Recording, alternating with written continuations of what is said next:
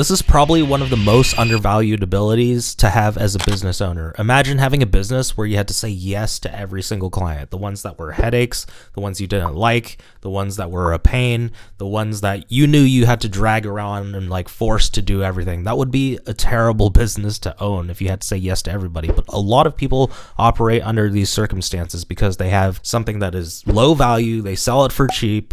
They just need every single lead to actually pay them in order for them to be able to sustain their business for the next month. That's a terrible, terrible way to operate a business. But again, a lot of people do this. So I want to talk about the importance of this. When somebody can't have something, they want it even more. Can you think back about like some of your early relationships in your life? Maybe it was a crazy ex-girlfriend, right? Maybe she wanted you so bad. She was constantly chasing you every single day and you were just so annoyed with it. You're just like, I cannot stand this girl anymore. I do not want her around. And then the second that she flipped and decided, I'm going to stop chasing you, I'm going to chase this guy now. How do you feel? You're like, wait, why doesn't she want me? Why doesn't she want to chase me anymore? And then you start having this feeling internally that you're like, well, you know, I kind of missed that. Like, I wish she was still chasing me, even if you don't want to admit it, right? You've probably had that feeling. Or if you maybe had a girlfriend that you didn't really respect, you didn't really take the time to put effort into nurturing that relationship, and finally she was fed up and she left you. And now you're like, well, let me try again. Now I want a second chance. Now I want to be able to do this again. It's the same for everybody. It's human psychology. If they can't have something, they want it even more. So it creates that tension of wanting even more demand. And that's kind of what this whole thing is about. You want to have that ability to say no to people. It gives you the power and the leverage of showing the market that you don't just work with anybody. So they will start working harder at becoming a better customer so that they're not entitled and they're showing up in a position where they're wanting to impress you so that you actually let them in. You've probably seen the sign in many, many restaurants. I don't know if anyone's ever utilized this, but we used to see this all the time in restaurants. We reserve the right to refuse service to anybody. And as soon as you see that sign, there's a trigger in your subconscious in the back of your head where you're like, okay, well, I'm not going to be a dick to these people that are serving me. Right when you saw that sign. Right? So this is really important. This is the whole thing about business, and this concept is being able to refuse service to anyone. So if you don't like them, you'll say no. If they feel like they're not a good fit, you got to be able to say no. Having the power to say no is an extremely, extremely important ability. So what this does is it creates the imbalance between supply and demand. When demand is higher than supply, it becomes more valuable. That's all business is. When there's more people who are selling, have houses on the market, the value of the housing goes down. If there's more people who want to buy, but there's no supply, people will pay more for the housing. Same with cars, same with education, same with schooling. Think about schooling. To be able to get into a prestigious college like Yale, you have to go through all this rigorous activities. You have to, prove yourself that you're worthy of being part of it. And so when you get in, people celebrate. That's what you want. You want to create this tension where demand is higher than supply. And if you can say no to people, and you do say no to people, and you don't just let anybody to work with you, then that's where the demand starts to get higher and higher, and the supply becomes lower because you only have so much time, because you only take on so many clients, only so many people can get in. So that's the whole goal, is to be able to tip the scales by increasing demand and lowering supply by being able to say no to more people. So I'll give you an example. Rolex does this very, very well. If you don't know what this is a Rolex Daytona.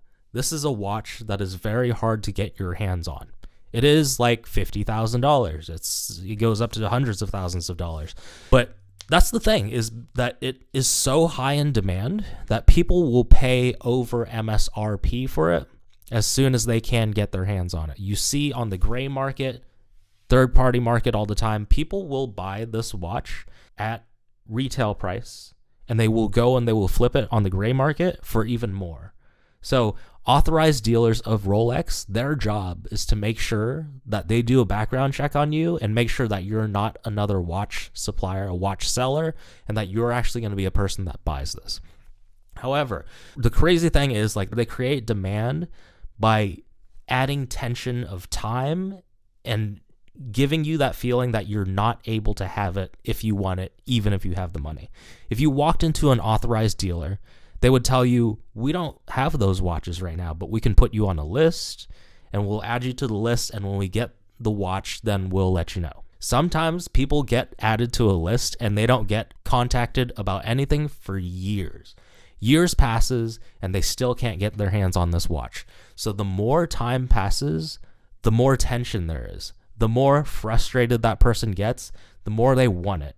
And it creates this demand in that person. So it's just like, I want this watch. I can't even get it no matter where I go. I'll even pay more for it, but I still can't get it. So what happens? The second that they get one of these watches in and they call their list, it's a race. The first person who shows up to the shop gets the watch. And so there's no haggling. There's no, can I get it for a discount? It's literally, I will pay more for it if I can get my hands on it. So then it becomes this race. They call the people on the list and immediately it's gone. Because the second somebody who's been waiting 3 years to get their hands on this watch, once they get an opportunity, nothing else matters. They're going to drop what they're doing. They're going to leave the office. They're going to leave their family. They're going to if they're eating dinner, they're just going to leave that behind. They're going to run down to the watch store and they're going to pick up this watch and they're going to pay any price for it. So it creates more demand and there's less supply and it makes it way more valuable. So again, the more demand, the less the supply, the increase of the value. So if you can create that type of tension in your business, that is a way to be able to increase the value of your program based on demand by itself. So if you have a lot of demand, but you have low supply, you can't fulfill on much, what do you do in order to make up for the low supply? What you can do is increase your price, because you remember when you have higher demand and less supply, the value of what you have goes up. So that means you should be increasing your prices, meaning that you don't need to sell as many units or you don't need to bring on as many clients to be able to hit your income goal. And you can decrease the time it takes to fulfill for a client. This way, your client shows up better and they are more dedicated. They have more skin in the game. Because if you tell somebody that it takes them a year to be able to lose 20 pounds, they're going to be like, that sounds like a long time. It's not immediate. It sounds like hard work. But if you told somebody that they could lose 20 pounds in the next month, they're going to show up, they're going to do everything. And since it's such a short period of time and they feel like they will get that gratification quicker, they're going to show up better, they're going to pay more, they're going to pay attention. When you say no to people who aren't a good fit, people want what others can't have. So they show up instead of in a position where they show up and they're like, what do you have for me? And then you trying to sell them on why they should do it, it flips the role. And they show up and you're basically like, why should I let you into this? And they show up to a position where it's almost like a job interview. They're like, well, this is why you should let me in here. This is why I think I would be a good fit for this. And the sale roles actually flips and reverses. Instead of you selling them, they're selling you on why they should be part of what you have. And that's the type of selling relationship that you want, because that makes your sales process a lot easier. It's just a matter of, do I let this person in and do I allow these people to pay me money? That is the strongest position that you can be in as your business. Is if you can get your clients desperate to want to give you money, you'll never go broke again. When there is that exclusivity, most people can't have it. People are willing to pay more for it or do more in order to get it. Just like the Rolex example, just like if you were to buy some sort of designer clothing, right? People buy Gucci not because it's cheap. People buy Gucci because it is expensive, and it shows most people that, hey, I am exclusive. I can actually afford this stuff while most people can't, and it elevates their status. So if you want to play into human psychology and give people what they want while getting what you want in return, you got to create some sort of exclusivity. And if you create that, people will be willing to pay more or do more in order to just be part of that. Another amazing benefit is that it makes you less desperate as a business owner. If you want to hit $10,000 a month and you have something that you're selling for $100, you have to get 100 people to say yes to you. which means that you're scrambling around trying to make sales, running more money towards ads so that you can get more people to say yes. You need more yeses if you sell something for cheaper and you want to get to a goal. The easiest way to increase your business and capital is to be able to increase your prices. Because if you increase your prices and you have a high demand, meaning that almost anyone is willing to pay you your price no matter what it is, you only need so much volume in order to hit that goal. So internally, you become less desperate. And nothing kills a sale more than desperation. If you walk into a car dealership and you can just tell that salesman hasn't made any commission in a while because he's pushing you, he's not listening to you, he's forcing you to want to make these decisions. It's called commission breath. You can smell it.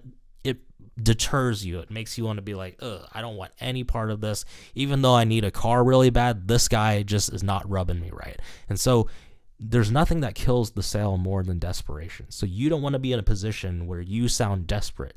And in order to do that, you have to be able to say no to more people. Because if you can say no and you can turn people away and be okay with it, you won't be desperate for getting that yes. And the person who is most detached from a desired outcome always wins the sale. If you have a client that wants in so bad because they really want a life-changing transformation and they want coaching from you, they're the ones that are more attached to a desired outcome. They want to get in. They have to get in. They want that life-changing result. And if you don't care whether they sign up or not, you are more likely to actually enroll that person. If you flip it on its head and you're sitting here and you need this sale so bad and you need this person to close, you're doing everything to get them to say yes, that desperation comes off. That commission breath is seeping through your pores and people can sense that. They may not be able to sense it on a conscious level, but they have this innate subconscious ability to sense when somebody is very desperate. And if you come off that way, you're going to deter them and they are more likely to win, meaning that they're more okay with them walking away than you are. It needs to be the other way around. You need to be more okay with them walking away than they are. And if those are your roles and those are your positions, you're going to win every time. So if they know that the possibility of you saying no and turning them away is on the table, they're going to show up in a way where they're selling you on your own product. And that's what you want. That's the position you want to be in. So less volume makes your business way more easy to manage, right? Creating this demand and tension makes your service more valuable again so that you can raise your prices, meaning that you don't need as many people, meaning that you have less people to manage, less issues to deal with. That means you can charge more, you have lower volume, it's easier to fulfill, and at the end of the day, it's less stressful for you and your business. And if you have a business that doesn't stress you out constantly, that's what's going to give you the motivation to want to continue to grow it, to continue to scale it. If you try to grow something that you don't like and you hate, eventually you're going to burn out and you're not going to want to do it anymore, no matter how much money it makes you. So you want to be in a position where you have this authority, you have the ability to say no so that you have a less stressful business. And I guarantee you this is going to make you more valuable. People are going to demand you more. You're going to be less desperate and you're just going to love your life a lot more. There's so many different ways to sell your coaching, your information out there and your product, your services, but there's definitely ways that work better than others. I personally like selling things at a higher price so that I can get a more dedicated person who's going to show up, has more skin in the game, and is willing to get the results so that in selfishness, it spreads the word that I know what I'm doing. They've gotten major transformations from it, and it just grows your business. So if you want to learn how to use a model like that, I'm going to leave a training down below so that you can watch and learn how to do exactly what I'm saying and grow a high-ticket coaching business instead of selling a bunch of cheap courses, cheap one-on-ones, and selling your time. This is how you leverage the internet. This is how you leverage technology in the age that we're in now. You can charge more, you can have less stress, and you have more wiggle room in your business and in your life. So if you want to watch that training, the link is in the description. Hope this was helpful. Don't forget to hit follow if you found this helpful so that you can get more business tips like this. And please share this with a friend that you think would benefit, and I'll see you in the next video.